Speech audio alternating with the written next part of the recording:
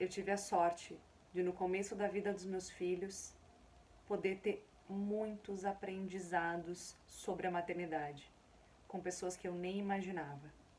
Eu aprendi muito observando as mães de UTI.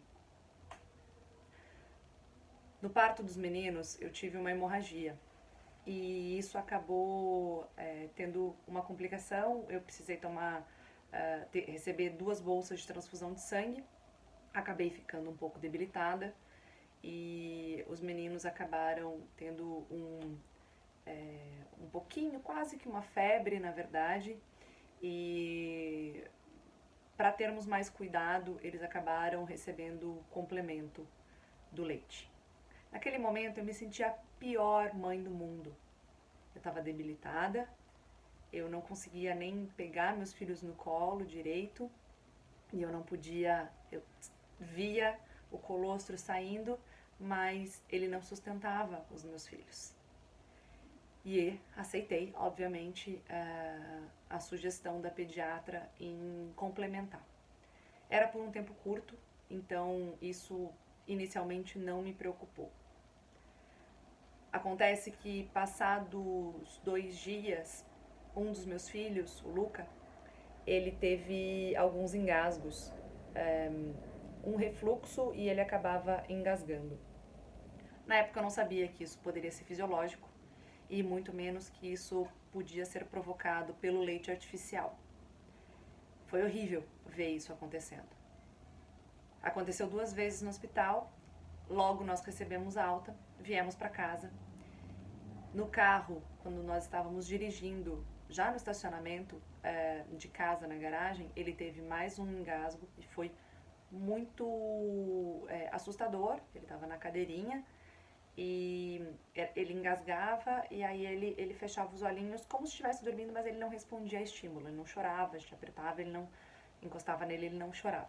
As enfermeiras, inclusive, sugeriram que nós, nesses momentos, inclusive, apertássemos um pouquinho o pé para ele poder responder, chorar, mas isso não aconteceu. Subimos para casa e aí ele teve mais um engasgo, inclusive saiu leitinho pelo nariz. Foi para uma puérpera, num ápice de baby blues. Foi muito assustador ver aquela cena em que ele engasgou, ficou roxinho e não respondia. Hoje eu penso que talvez ele estivesse dormindo, mas naquele momento, para mim, a minha resposta àquele estímulo era muito grande. Eu estava envolvida numa emoção muito forte. E com isso nós voltamos com ele para o hospital.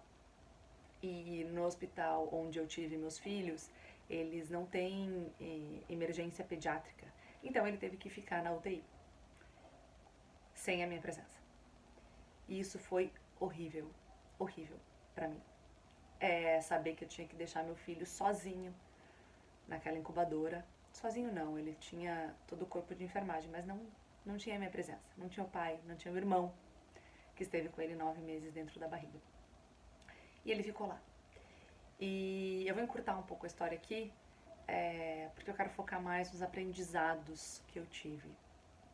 Lá na UTI, eu entrava para amamentá-lo e eu observava as outras mães para aprender sobre aquele momento. Tinham mães ali que estavam há muitos dias com bebês muito pequenininhos para ganharem peso, alguns bebês que tinham icterícia, tinham que tomar luz.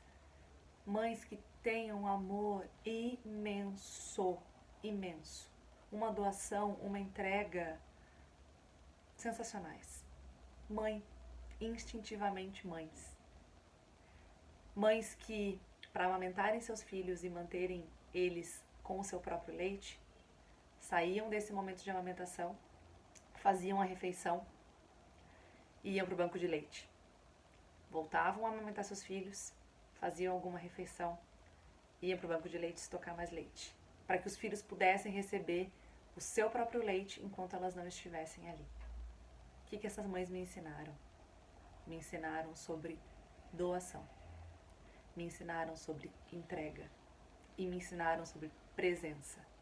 Enquanto elas estavam ali, elas estavam com os seus filhos, nutrindo eles, além do alimento do leite, com seu próprio amor, com a sua própria presença, criando esse vínculo que faz toda a diferença na nossa vida como seres humanos. E falando um pouquinho sobre o roteiro de nascimento,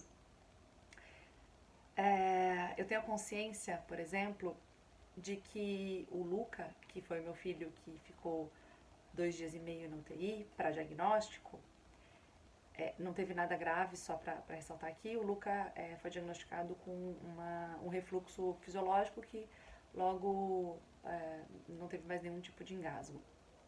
Óbvio que isso trouxe vários alertas pra gente, enfim. Mas o que eu posso ver sobre o roteiro de nascimento dele, né? Como que isso pega dentro de mim? Eu sei que dentro do roteiro de nascimento dele, isso tem uma marca, isso tem uma parte da história dele em que é contado que ele ficou esse tempo afastado, enquanto o irmão ficou com a mãe e com o pai em casa.